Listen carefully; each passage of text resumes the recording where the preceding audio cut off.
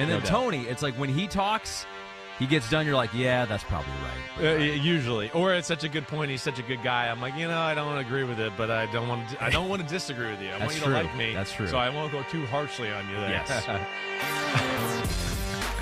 Oh, that's my man Ahmed Fareed. Oh, that's my host. That's our we traded him. We're at the Hall of Fame. We said, the hell with Ahmed.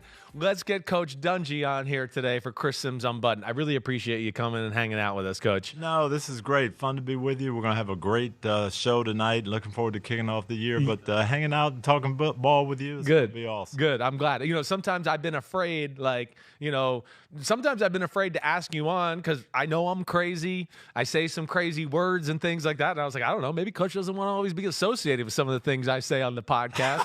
I know we have lots of good football conversations. I've been reluctant to ask you, and that's my fault. It is. I'd love to be on. All right, good. Because now that you've said that to me a few weeks ago, you're going to be on here maybe more often than you'd like. Okay, so I'm going to drive you crazy. And to be funny here, we got a question right off the bat from Michael Dunton, who's a listener of the pod, and he goes, are you going to swear in front of him like you do others?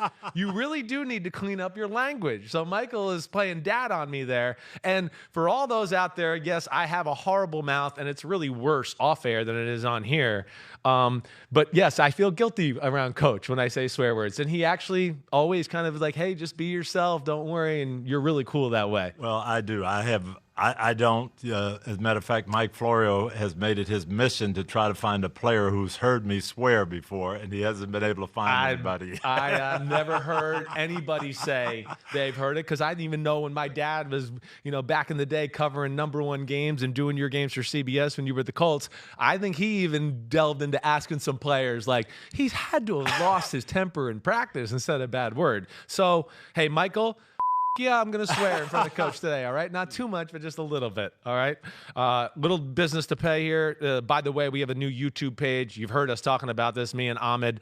It's just for NFL videos. It's youtube.com, NFL on NBC. And during the season, you'll see videos with Coach Dungy, the rest of the Football Night in America crew, Rodney Harris and everybody. Rodney's another guy that I'd like to get involved in this podcast a little bit here and there, too, because he's got so many great thoughts and, just like Coach, great experiences from all the great years in the NFL. We're currently at 9,000 subscribers for our YouTube page. We want to get to 50,000 so I don't have to continue to make this read and talk about it all the time. When we get to 50,000, they tell me I don't got to do it anymore. So that's the mission we're on, me and Ahmed.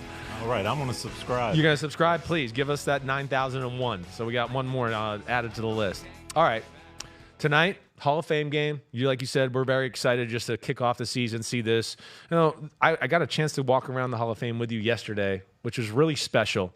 What's your first memory of the Hall of Fame game? What was your first time here kind of experiencing this whole place? I came in 1984. I was a young assistant coach with the Steelers, and we played in the game, and they took us around the hall. And so I'm looking at some of the guys who are in there and some of my teammates, and just looking at the history of the game.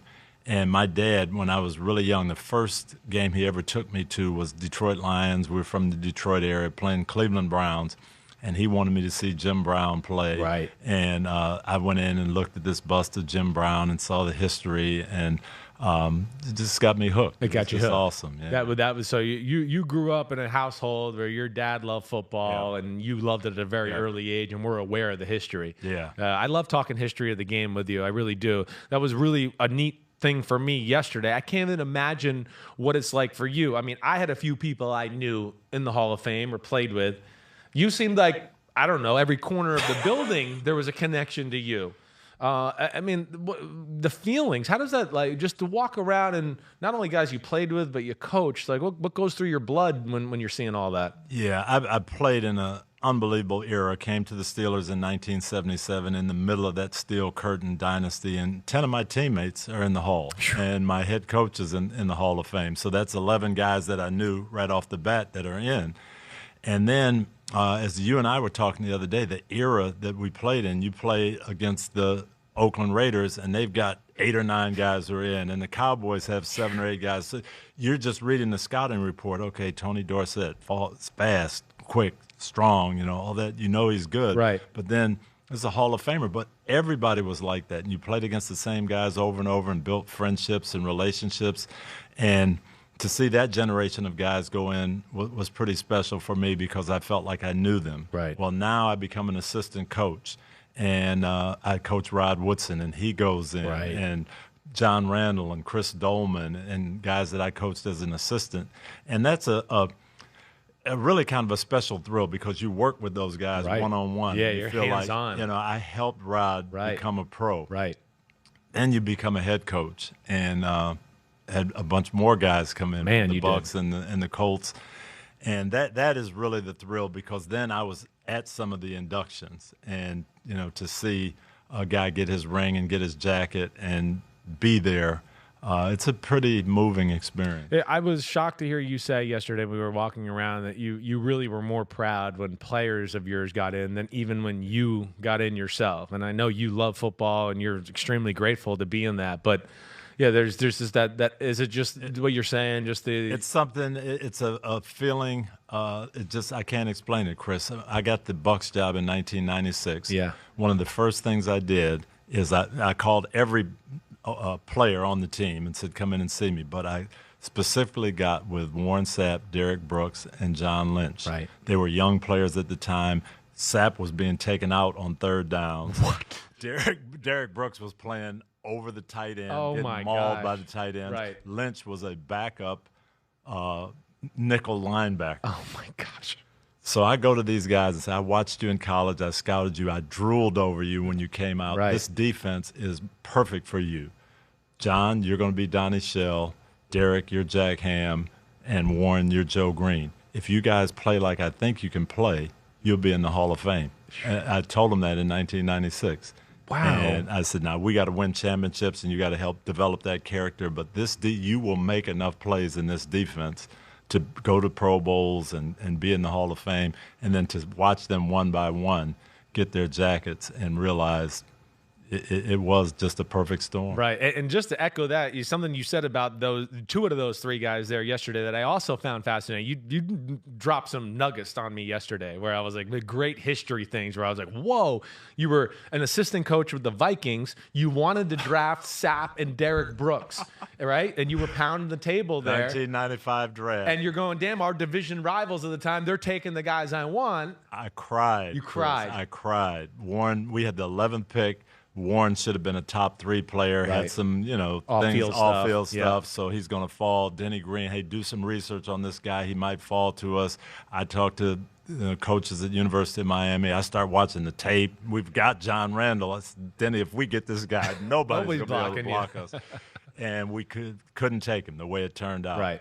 So now I'm depressed. I said, well, there's one other guy that I'd really love. Derrick Brooks, if we can get him, we'll come out of this draft feeling good. Tampa trades up above us, gets Brooks, and I'm thinking, you got to be kidding me. I don't get the guys I want, and not only that, they go to our division rivals. We're going to play them twice a year. I'm just sick. Right.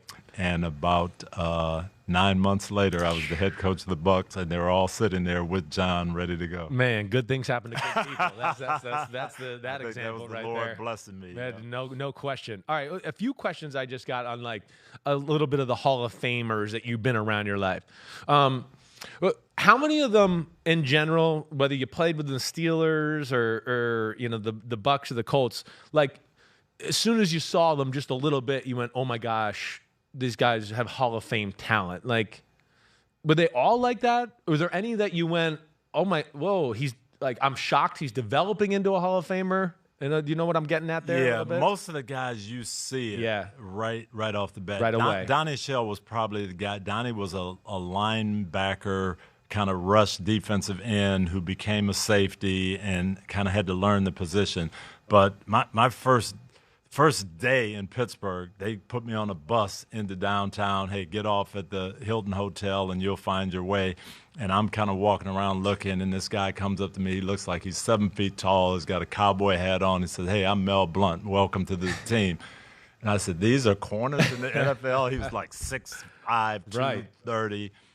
And I said, wow. But you saw that and you said, this is special. This is unique. Those guys were so good. When I got there, 10 of our defenders had played in the Pro Bowl the year before. Right. And then there's Bradshaw, Swan and Stallworth, you know. So you see these guys and you know they're special and unique. Then you start coaching guys, you know, Warren and Derrick, you could see it. You knew it right away. Right.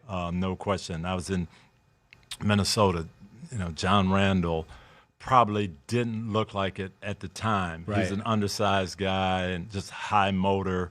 And so that's one guy you would say, he's going to be an okay player, but you didn't see Hall of Fame. You didn't know it right away. Yeah. Right. But Chris Dolman, you know, 6'6", long arms, fast. Bend around the edge. Randall McDaniel, Yeah. you know, just 295 pounds, and you could put him at fullback and you could catch the ball with one hand. Right. You know, guys that just do unbelievable things.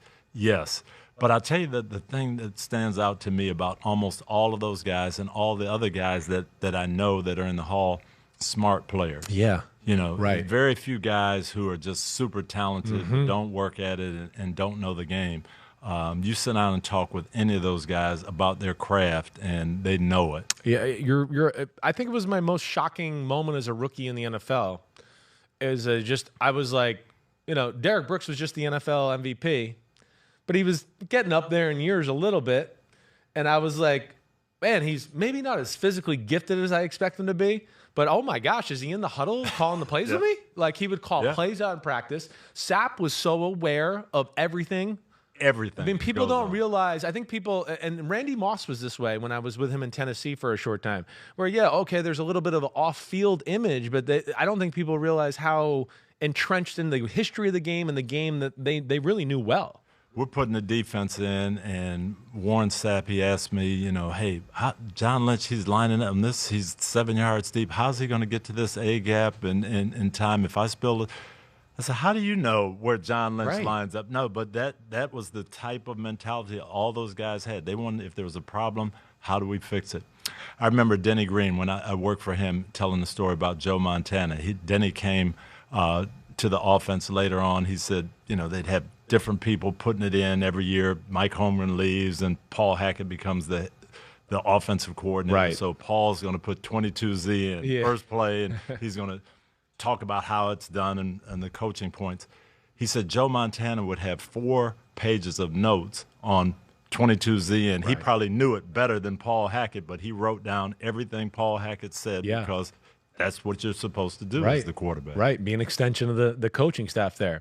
Do you have any players throughout all this time that you look at still to go, this guy was a Hall of Famer? I don't know why or when, or I think it's going to happen, but any that jump out to you that way? You know, I'm really pulling for Ronde Barber 100%. and Reggie Wayne. Those guys could do things. But I'll tell you one name that a lot of people don't know, probably the best corner that I ever have been around or ever coached, technique-wise, doing his job, Albert Lewis. Ooh. Albert Lewis. Kansas City phenomenal. Chiefs, Albert Kansas Lewis. City Chiefs. Number 29. Marty Schottenheimer used to make us chart every man-to-man ball during the season. And at the 3 years I was there, Albert would be 71 attempts at him, 10 catches. You know, just unbelievable stuff. Had long arms, blocked punts, blocked field goals, played hard, was smart, and just size. He was like Mel Blount, and if he'd have played on a Super Bowl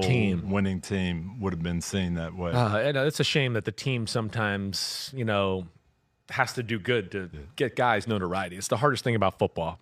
You don't always know, and I'm with you with Ronde. Ronde Barber did things, and that kind of what we call, I guess, the nickel corner position. That's to say, do it and tell them. It evolved. When I came in the league, everybody played 1 tight end and 2 receivers, and you played 4 defensive backs, and that was football, 3 downs. Then people started coming in with a 3rd wide receiver. Oh, my goodness, what do we do? That strong safety, he can't cover that guy. I better teach somebody else to do that. So we started with the nickel back, and Ronde Barber was the prototype for that position. And to be able to run, defend, to make tackles, to blitz, to cover in zone, to break, to cover people man-to-man, he could do it all and was so versatile and did it for years and years.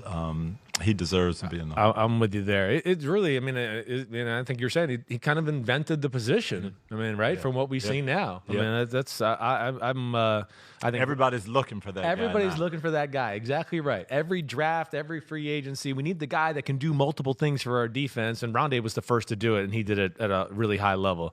All right. A little more fun with this topic just because I'm having fun, and I'd like to compare Hall of Famers because they're not all of them are cut the same out of the same cloth, But what, like, if I bring up Terry Bradshaw and Peyton Manning, 2 Hall of Famers you're with, give me like one similarity and one difference that made them who they are. Similarities, love the big moments, and the bigger the game, they're going to come through. Differences night and day. I can't imagine. Preparation and, Peyton, we're getting ready to play the Super Bowl, and he's watched all 16 games of the Bears. He's watched their postseason games that Jim Sorgi watched last year. He's got 50 plays that we should put in for the Bears. And then he comes to me and says, I've been looking at the 14-day forecast. It says it might rain. We should practice with wet balls. I'm like, what are you talking about? There's been 40 Super Bowls. It's never rained. Right. We're not practicing with wet balls. He makes us practice with wet balls. Sure enough, it rains. I was there. Game. Yeah. But that's him. Not leave no stone unturned. Right. And Terry was like, okay, what are they playing? It doesn't matter. I got the best wide receivers in football. Somebody will get open. And I'll just throw a laser in and there. I'm going to bullet it in there. He was so funny. My memory of him is my first training camp. We only had payphones in the dorm. Right. And so you're waiting in line to get the – he was on the payphone for an hour trying to buy a horse in Louisiana that he had never seen before. What does his teeth look like? How big is he? Oh, my gosh. That's him. I'll buy a horse without even seeing him. Right. That's amazing. All right, let me give you one other one. Warren Sapp, Mean Joe Greene. The desire to win and just the physical toughness, that's what those guys were. Joe Greene set the tone for us in Pittsburgh. Warren did the same way and loved to win and would not stand for second place. Sapp, actually a better athlete, faster, quicker, but Joe had that determination that it didn't matter who was blocking him, didn't matter what the situation, he was going to find a way to do it. But both of them just kind of the amazing will to win. Right. And then like the differences of those, like, I don't know Mean Joe Greene. I don't know the human at all. I know Sapp was a colorful personality that as soon as he walked in the locker room, you're like, oh, Sapp's in here. Yeah. You heard his voice. He was cutting it up with guys, talking crap to everybody that way. Sapp was always going to be the loudest voice in the room. 100%. Joe would be the softest voice in the room, but get everybody's attention. Right. And, he ran the locker room. He ran the locker room. So he was one of those, when he spoke, everybody was like, uh-oh, shut up. This is what we do. Joe's talking. Yeah. Okay. Yeah. All right. One last one, just because, I got some crossover here. Derrick Brooks, and what would you rather me go with, Ham or Lambert there? He played Jack Ham's position. Yes, so right. we'll have to say Ham. Right. Jack Ham was probably the best player I've ever been around in terms of playing his position. And when you grade it out, it's going to be 99, 100. If it's 98, it's a bad game. Wow. Everything perfect. Right. Always knew what was going on. My first time I'm playing defensive back, and we're playing the Baltimore Colts in a preseason game, and he comes to me and he says, hey, somewhere along the line in this first series, they're going to run 36 power at us. The guard's going to pull, fullback's going to try to kick me out. I'm going to get the guard. I'm going to take his legs out and get the fullback. I'm going to tie up both of them. All you have to do is make the tackle. You make the tackle, they'll never run this again. They'll always run it the other side. If you miss the tackle, they'll keep coming at us, and I'm going to have to take on these two blockers all season. Right. So make sure you make the tackle. About the fourth play, here it comes. Roosevelt leaks, blocks him. He gets everybody. I'm one-on-one with Joe Washington, and I missed the tackle. But that's the way he was. He knew what was going on. He had it down. He could cover. We played, and you'd be familiar with this, we played two-man. Yeah. that you had the number 2 receiver, doesn't matter who it was. Right. Well, people knew what we did, so Cincinnati, they start going into slot formation. They put Isaac Curtis in the slot. Jack Ham's on Isaac Curtis. We didn't have a check or just let him cover him. You cover him. That's unreal. And now it's whether it's taking on the fullback and the lead blocker and the off guard or covering Isaac Curtis, he could do it and would grade out 100%. Derrick Brooks had more explosiveness, more quickness, just unbelievable anticipation, sideline to sideline tackler, and again that desire to know what was going on did. and Right. will to win. Yeah. He was phenomenal. So those two sound like they had a lot of similarities. Very, very much so. Yeah. Okay. All right. That was like, I really could go down memory lane with you all day. I hope everybody out there enjoyed a little trip down memory lane. Maybe we'll do this again. Maybe they'll make this a segment where every now and then I ask you history questions like that. But I do want to get into some of the current stuff we got with the NFL. And I got some questions from some Twitter people that know you're coming on here. All right. So the first thing, tonight we got two teams that are going through drastic changes. Right, with, hey, we got one team in Jacksonville. It's the young football team that hasn't done a lot. Doug Peterson's there to calm things down. Josh takes over with the Raiders. The Raiders were pretty good last year. There's not maybe as much dysfunction, but they've had their issues, we know. And, he's got some expectations already because of the playoffs. If you were a head coach, would you rather take over the team like the Raiders that's kind of like got something, or would you rather mold a blank slate like the Jacksonville Jaguars? It really reminds me, Chris, of my 2 head coaching slots. Yeah. I went to Tampa in '96, dysfunction, losing That was Jacksonville. year after year, Yeah. just like Jacksonville. Right. Doug Peterson is going to have to come in there. They've got some talented guys, but he's got to change things around, and he's got to pull everybody together and say, this is how we're going to win. Then 7 years later, I went to Indianapolis. They had a very good quarterback there. They had some winning tradition, but couldn't quite get over the hump. But now it's, what do I have to do just to fine-tune just a little bit and get everybody on the same page? Right.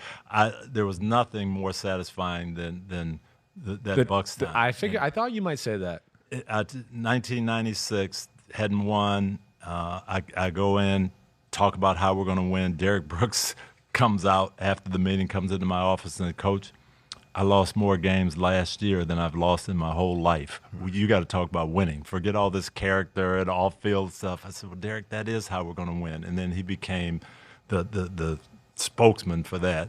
And the next year we win and we make the playoffs, have our first home playoff game in 18 years. And to see the city come alive and come behind the team, right. and that there's nothing like it. And winning that first playoff game and seeing the expression on those guys' faces, so satisfying. Is there more pressure on one of this? Like, did you feel more pressure with Indy with a little expectation, and they got Peyton Manning compared to the startup job with Tampa? It was a different kind of pressure. The job in Tampa, everybody's saying you can't do it, right. You never do it. Nobody's been able to turn this around. They're never going to win, and so you kind of face that of, hey, we got to show people wrong. But in Indy, you almost knew if you didn't get to the Super Bowl, it was going to be seen as a failure. Right. So, a 12-4 and make it to the championship game, it's not enough. Right. It's not enough. So that pressure of, hey, we've got to win one, that was unique. It was unique. I don't know if a lot of people really remember. I mean, you guys everybody was on you guys. Oh, they're going to get to the playoffs and lose to New England, or Peyton's going to choke in the playoffs. They can't do it when it counts and can't do it in big games. Exactly. Well, yeah. What? I think some people were wrong about that one. All right, I've heard you say some interesting things about culture change. And we got we got 10 new head coaches in football. We got some new quarterbacks. And I think everybody always goes, well, they got a new quarterback. Things are going to change.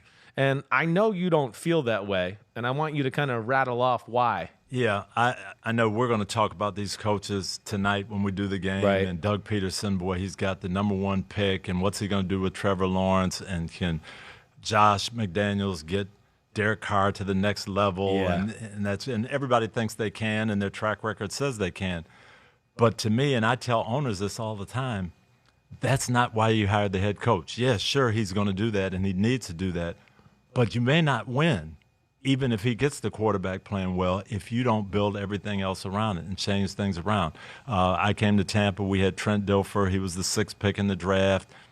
oh, we got to fix Dilfer. You got to fix Dilfer. No, we've got to fix what's been going on here. Yeah. So I asked the team, I said, everybody come in and see me. And when you come in, I want to know why you think we haven't been winning. Mm-hmm. Most guys came in, they had 2 or 3 things. Hardy Nickerson had 6 pages of yellow legal pad. What had been going on? Okay, I'll take all this into consideration. But that's what you have to change. You have to get guys feeling like they wanted to be there. Hardy said, hey, we have orange tops and white pants, and then we have white tops and orange pants. He said, one day these fools try to put us out there in all orange. I said, I'm not going out there. I said, okay, we can fix that. Yeah, that's easy to fix. That's easy. Yeah. But now some of the other things culturally, we got to change. Warren Sapp, 26 years later, remembers my first speech. That's what I want to say. What do you do your first speech to a team to make that mark? I said the same thing that Coach Knoll told me my first day in the NFL. Hey, don't put your whole life into football. We're going to win. We're going to get to a Super Bowl, but we've got to live life the right way. And then I told my guys, I said, hey, we've got to set the tone. We've got to be role models for the young kids. I've got boys who look up to you guys. We've got to do things the right way. So here, I'm going to give you 5 things that will keep you out of the USA Today.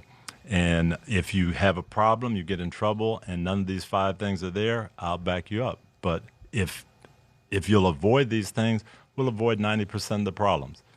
After 12 o'clock. Be home. Be out there. Be home. Right. Like Richard Pryor used to say, you can be the worst guy in the world. If you go home at 11, nobody will know. So it's a great line. Come home. Be home before 12 o'clock. Don't drive 20 miles over the speed limit. Yeah, Marquise Hollywood Brown. Right. Don't drive over the speed limit. Right. Very easy. Right. If you have a gun, I'm not going to tell you to not carry a gun, but guns cause problems. Drugs and alcohol. Okay. If they're illegal, don't do it. Yeah. Alcohol, you got to make good decisions. If you drink, I'd prefer you to drink at home. Don't drink out where everybody's going to say, I saw 20 Buccaneers. You might be the only guy there, but when it gets back to me, the whole team was there, and they were all drinking all night, even though you only had 1 drink. Yep. So we avoid that. And then the last one is women you don't know well enough. Deshaun Watson. Yeah. But I said, you know what? You look at any athlete, any NFL player that gets in trouble, 99% chance one of those 5 things is there. Right. I'm not going to tell you how to live. I'm not going to tell you what you can and can't do. But if we want to be a championship team, if you'll avoid those things, we will avoid problems, and we'll come together. And I just heard Warren kind of repeat that to somebody 26 years later. Well, I mean, Warren, I've had a chance to know Warren for a long time. He loves you. And he's like my dad, who always brings up Parcells quotes. He brings up Dungy stuff all the time, too. He's always quoting you that way. So you obviously made a mark on his life. You said it was like halfway through that first year where you felt like the team finally bought in a little bit. And it was like, okay, this guy's onto something. And I wasn't a guy, Chris, that raised my voice too much. And we'd have situations come up, and I'd try to talk just like this and work them through. So sometimes I think some of the guys weren't really listening, but eventually it got to be, okay, I'll get it. And we were 1-8, and we beat the Raiders in overtime. And then the next week we went out to San Diego, and we won a game that we had gotten behind. And I remember John Lynch telling me, I think this might be the one that turns the corner. Right. And eventually we clicked. We won 5 of our last 7. The next year we came out of the gate 5-0, and it was just like that was that. It was on. You changed it. You changed the culture. But it really was buying into those things. I was telling the story the other day. They used to have golf carts in training camp, and the ball boys would take the guys to the chow hall and take them to the locker room on golf carts. And I looked at that, and I said, Coach Noel would have a fit. I said, no more golf carts, and to show you that we don't need to because of the schedule, I'm walking everywhere we need to go. So I never took a golf cart, never took a ride. I walked everywhere. And I think when the guys saw me walking, they were like, okay, we got to walk too. I'm not going to let Coach outdo me. Yeah, right. And then that became our mantra. We practice with our shirts tucked in. We walk everywhere. We're going to blue collar you to death. Right. And that's how we're going to win. And then it became a source of pride for those guys. Right. Yeah, it was one of the greatest defenses ever. I know that, and you were certainly the architect of it. And I got there the year after they won the Super Bowl, and of course that was your team. I know John Gruden was there and all that, but man, that was a special cast of characters you had on the defensive side of the ball for sure. Yeah, and I'll tell you what, we drafted some good high quality guys, right? And you have John Lynch and Rondé Barber and Derrick Brooks and Shelton Quarles in the huddle. You as good as it gets. Yeah. Yes. And we had the same thing on offense. We didn't have probably that star quality player, but the work ethic and the attitude. That's how you win. Yeah. That's how you win. Yep. All right.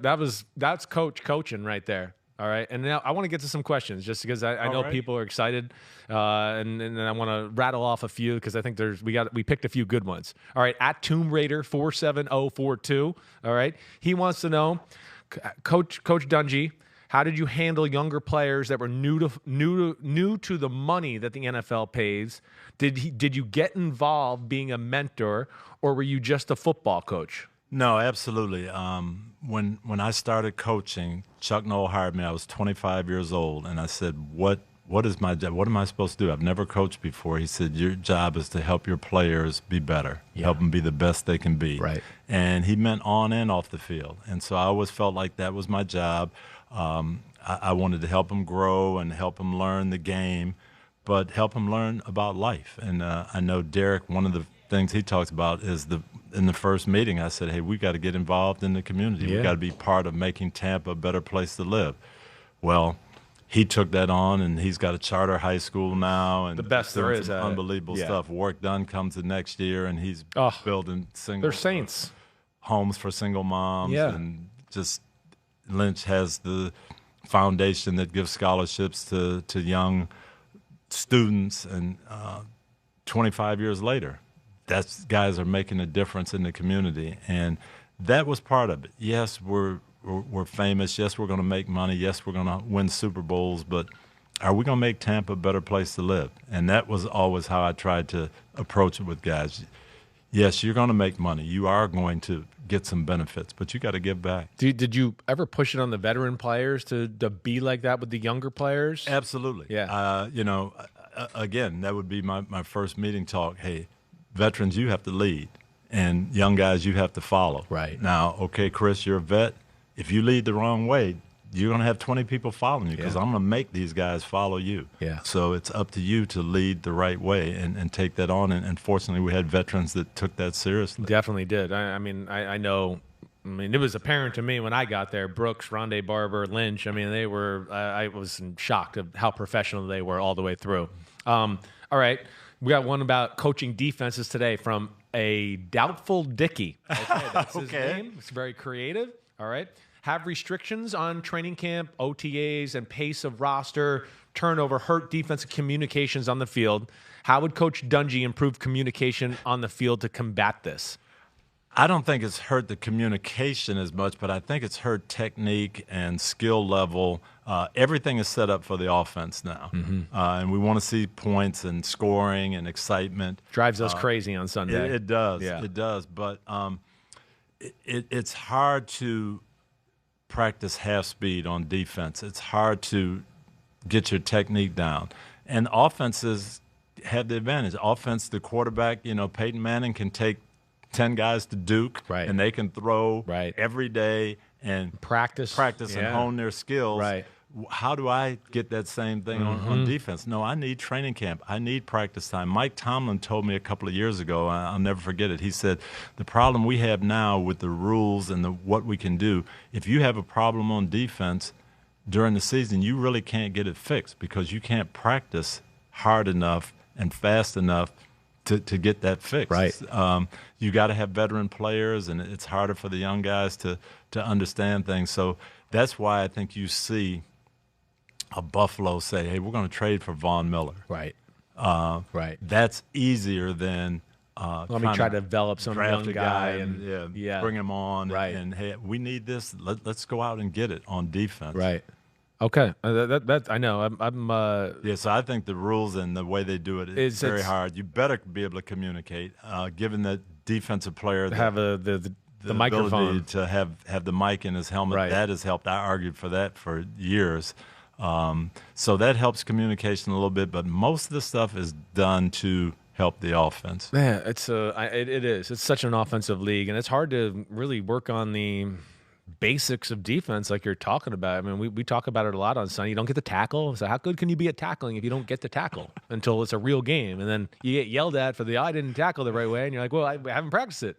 So I know it is. It's the deck is stacked against the defense right now for sure. All right. We're going to get to some Peyton Manning questions we got here, okay? All right, so we're going to – Thomas Reagan, could you describe a time during practice that you totally outsmarted Peyton Manning where he had to consult you for how to prepare for a situation? I don't know if I ever totally outsmarted Peyton, but I'll tell you what, he was a very coachable player. People don't get that impression of him, but he was like a sponge. He wanted to learn. Tom Moore was our offensive coordinator, put this system in, no huddle. The quarterback had a lot of freedom at the line of scrimmage. What a lot of people don't know is 25 years earlier, I played for Tom Moore in that system, and I was the quarterback, so I kind of understood it. Then I moved over to the defensive side, and what Peyton would ask me in practice, how do you think the defense is going to try to take this away? Hey, we put Marvin here in the slot. What are they going to do, and what do you think they'll do, and what will that open up? And that's where he was so great. Right. He was always trying to anticipate one step ahead. And when I talked to him about, don't give the defenses too much credit. Let's throw it to Marvin first before we think they're going to take him away. Let's make them take away. Yeah, let's see it happen. Yeah. And that was the other thing where I think I helped him.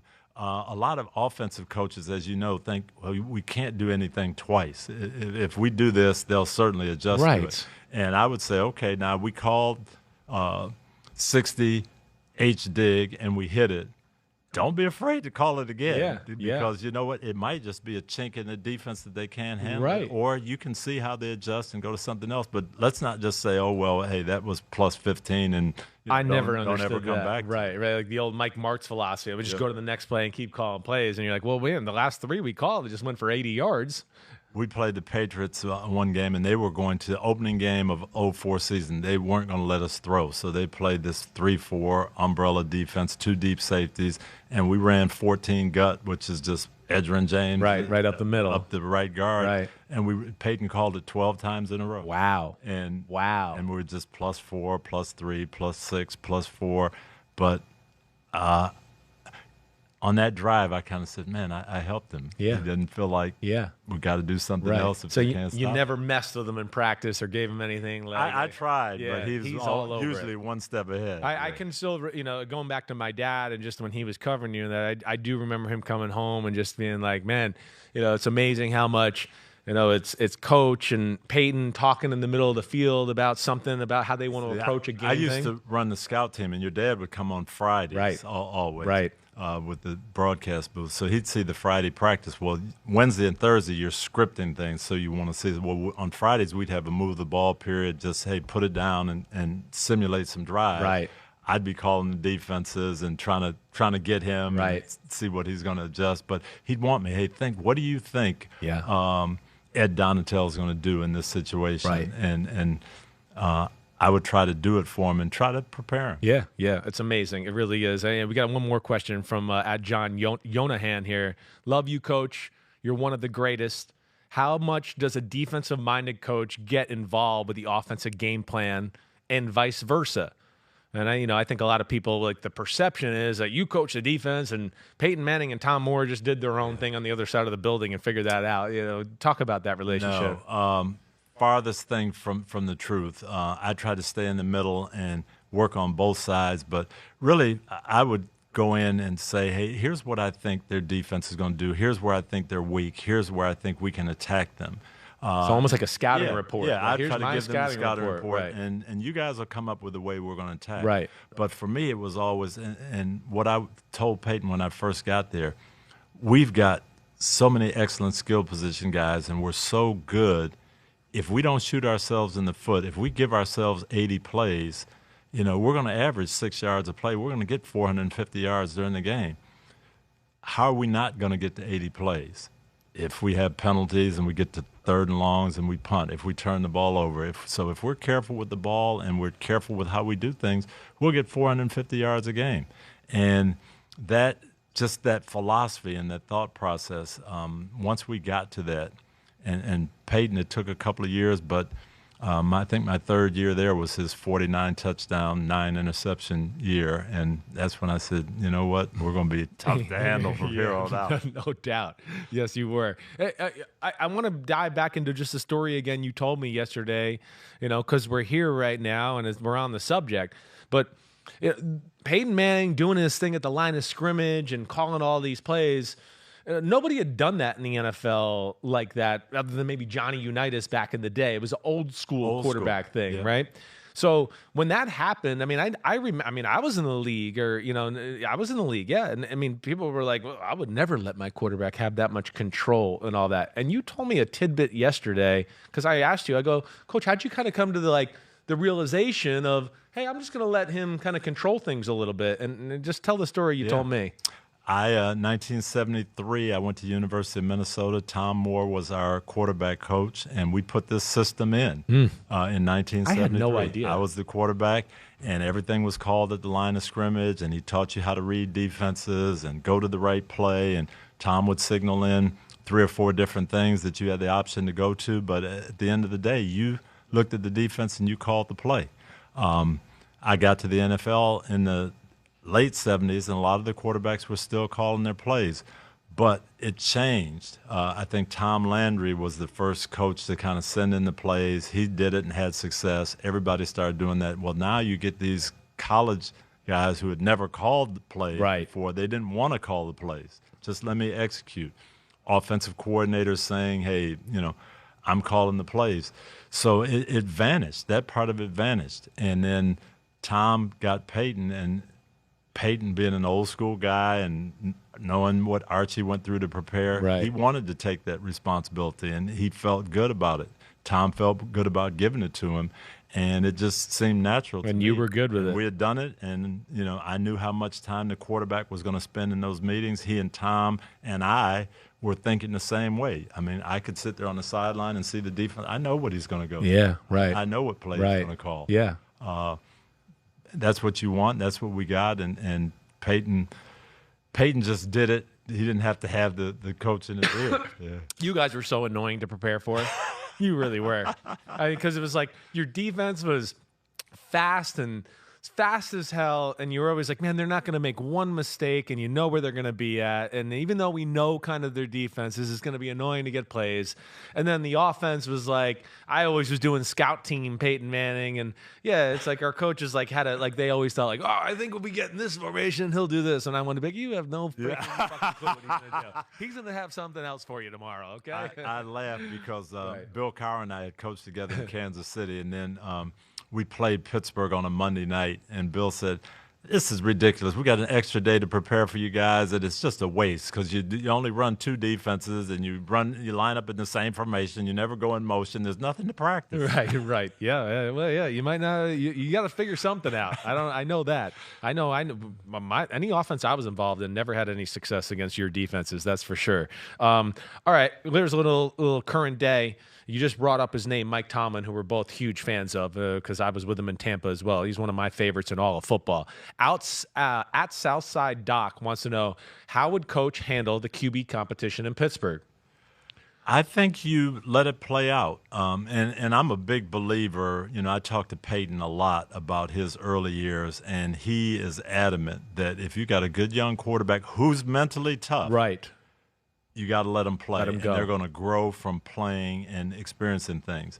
Now, if you're not mentally tough, you make some mistakes and lose some games. If that's going to break you, that's different. But my guess is that they don't take Pickett if they don't think he's mentally tough. Right. So therefore, I'm thinking if I'm Mike Tomlin, you think it might go that way? I know. I'm very up in the air about this. I've been a little bit thinking well, I think their defense will be better this year. Maybe they won't, want to throw the rookie in there because, their team, again, they were in the playoffs last year, and I would expect them to be better in some ways to where I wonder that one. It's a tough one for me because I am with you and Peyton and the fact of get them out there and play. Yeah.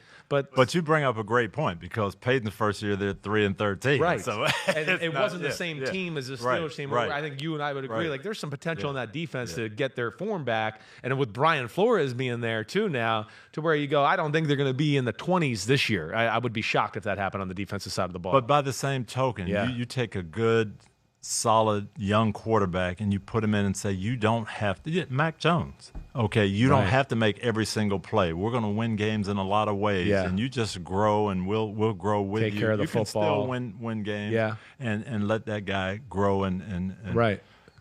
Come on. Yeah, I know. That's one I'm going to be interested to see how that does play out. That's one of the more intriguing stories of training camp. All right, at Dave's Ninja, only a few more. I know you got to get out of here. No, I'm all right, good. you're good. I'm You sure? This. I'm liking all right, it. good. I didn't know. I wasn't sure. I told you 30 or 40 minutes. I think we're hitting an hour right now. This is fun. All right. So, which defense around the league excites you the most heading into this year, and which do you feel is likely to see the biggest year-to-year improvement? Yeah, it's a lot. Rodney is really on the Chargers bandwagon, adding some players, getting Derwin James back healthy. You put Bosa and Mack together coming off different ends now, and they're going to have the lead a lot, the way their offense plays. Right. They could be a defense that wreaks some havoc. Yes, right. I'm always curious of what New England's going to put out there. We're hearing a lot about Mac Jones and the offense and a different style of offense, but Bill always has a way to come up with a defense that is going to put pressure on people to give you problems. Right. So, but that Chargers unit, and they're going to need to be with that the way the West is loaded offensively. Yeah, I'm excited about them too. I think they would be one that's at the top of the list. And you know what? I'll go to another friend of ours, a common friend we have. I'm a little excited about Green Bay, Steve. This Rodney's also brought them up in some meetings. Green Bay, I think they were as good as they've been on defense the last few years. I'm a Joe Barry fan who, was in Tampa with me as well. Joe is a really bright guy. They've got some talented players. It's another situation where you're going in and saying, we're going to score points. Yeah. And we're going to be ahead in situations. How can we close the door in the fourth quarter? And I know they felt like that's where they had to get a little bit better, and I think they did. Yeah, all right. I got one more. I think they did too. I got some young. All right, so, hey, Coach. All right, this one's from me, personal. Does anyone ever call you Mr. Dungy, or does the whole world know you as Coach? Because I've never heard anybody ever. I mean, we're walking around the Hall of Fame yesterday, and it's just like everybody knows you. Like, hey, Coach, yeah, you coach the Colts. You coach me in life. Like, you're Coach. Anybody? It's so funny. Most people do call me Coach, and you were with two of my boys, my adopted boys, and they're like 10 and 13. Dad, why do people call you Coach? Because they don't even know that I was a coach. So it's crazy. But most of the outside world, especially in Tampa, I get that, hey, Coach, what's happening? And I guess once a coach, always a coach. Yeah, you are. You're the ultimate coach. And that, you're on, Football Night in America, and we all call you Coach on there. So I think it's rubbing off on the whole country here slowly but surely. I'm always intrigued by this. Like, we always talk about Brady, and we were hitting on the Colts, Patriots stuff a little bit there. But, when you played the Patriots, what were the keys to your defensive game plan? We always hear about pressure on Tom Brady up the middle. Is there anything you ever looked at that you think that you guys did that the rest of the league maybe didn't do facing them or a Tom Brady? No, they were very difficult to play and face them because they had a different way of running. They would attack your weaknesses running the football. They didn't make mistakes. They stayed out of third and longs. Usually you tell your team, hey, just be patient. If we don't give up the big play, they're going to get in a third down somewhere. That's when we'll get after them. You couldn't do that. You had to try to force things. And did that make you go out of your realm a little bit? A little bit at I'm times. going to call this defense that I don't necessarily always call. We've got to be a little bit different. My whole mantra we just do what we do, and we're not going to change for anybody. But you play those guys so much, and they know you so well. You have to come up with a few little wrinkles. You had to do things and put your guys in positions that he hadn't seen. But those were some fun games because they knew us very well. We knew them. You knew it was a matter of execution, and that you were going to have to find a way to pressure him and get him off the spot. And I'm sure they felt the same way about Peyton. If we sit back and he's in the pocket with no harassment, it's over. You're not going to pick it apart. Right, right. All right, last one. I want to get into Tampa 2, okay, for a few reasons here. I mean, first off, Tampa 2, you're associated with it.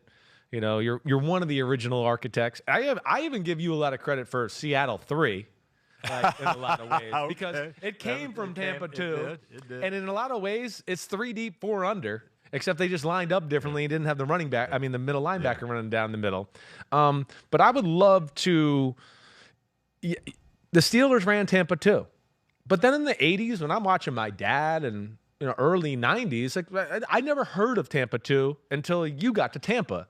So kind of talk about the evolution of that a little bit. Do we have some time? Well, yeah, we do. We do. If you got it, go ahead. I do. Yeah.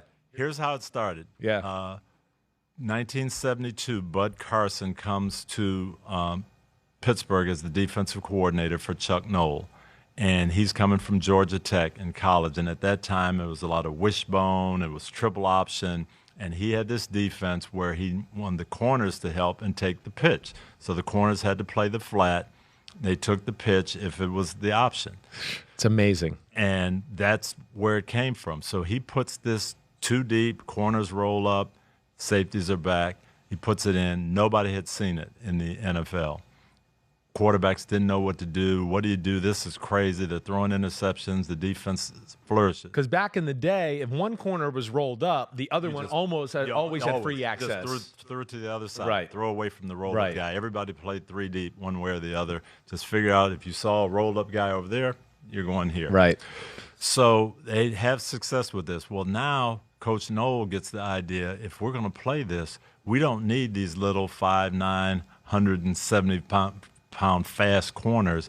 We can get some big physical guys. So here comes Mel Blount, 6'4", 225 on one side. J.T. Thomas is 6'2", 210 on the other side.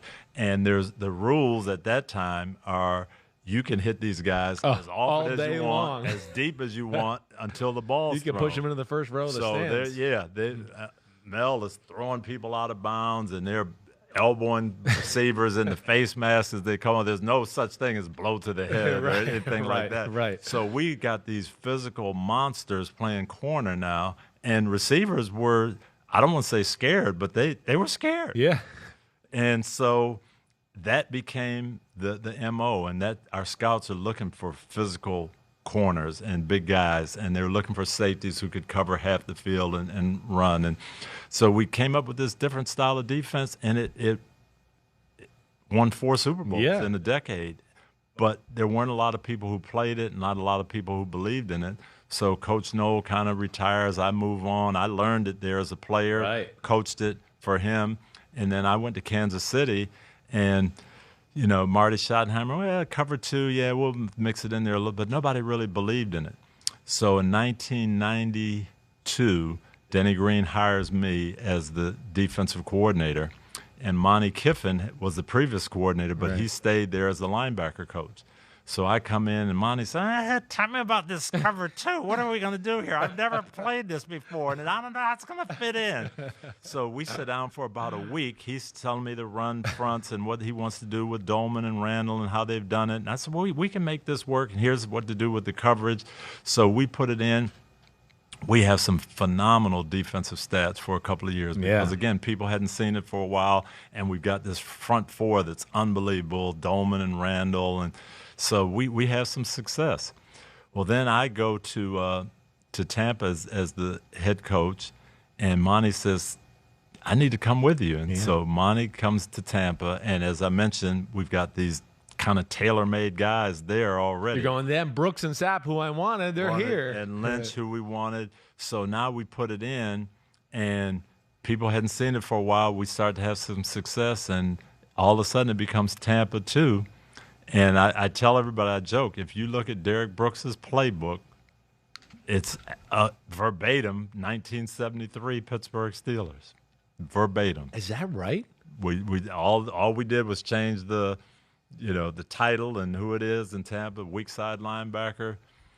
You line up, stack behind the guard, drop on pass, the weak hook area, ball react. It's Jack Ham, 1973, the same coaching to Derrick Brooks in 1996. I can remember my first few practices in 2003 after they won the Super Bowl. I was just like, what the hell is this? Where do I throw the ball? It just seems like everybody's everywhere and they're so fast. I mean, it was a shocker to me. So you brought Tampa back into style. And then I'm going to give you credit for ruining it because you did it so damn good. All your coaches went everywhere, and everybody got to practice against it. And we started to build up inventory across the NFL of how to beat it. It's still very prevalent, but not maybe as popular as it once was. No, it isn't. And Rod Marinelli and I talk about it all the time. You have to believe in it. Yeah. And very few people today believe that you can play one defense and just line up against people and play. Right. Rod believed that. Lovie Smith believed it. Monty believed it. Right. I believed it. And so we did it. And then as we got good and we started playing in playoff games and people would see it and commentators would talk about it, then it became Tampa 2 because, we were having success. You were. But, it goes back to 1973. Man, that's a great story. It really is. And Coach, I can't say enough about your time coming on here. It was awesome. And I hope we're going to do this more. So you got to deal with me, Crazy Chris, all right, a few more times this year because I really love this, and I like the trip down memory lane. I hope everybody loves the history of the game talk, the current talk we had. Coach Dungy's the man. You'll see us tonight, Hall of Fame game. He's a Hall of Famer, of course. I'm not. I'm just a big mouth that knows a little football. And we'll be on NBC, of course, Thursday night, and, we'll be on all season long. But, Coach, really appreciate you. Thank you, contributing. This was fun. I appreciate it. Thanks a lot. I've been in a lot of locker rooms. I know you have. I know you have. And for some reason, I still feel guilty sometimes. I don't know what it is. All right, so we'll be back Monday. Hope everybody enjoyed the Hall of Fame game. If you're hearing this today on a Thursday, have a good weekend. Be safe. Ahmed will be back in the fold on Monday. Peace out, everybody.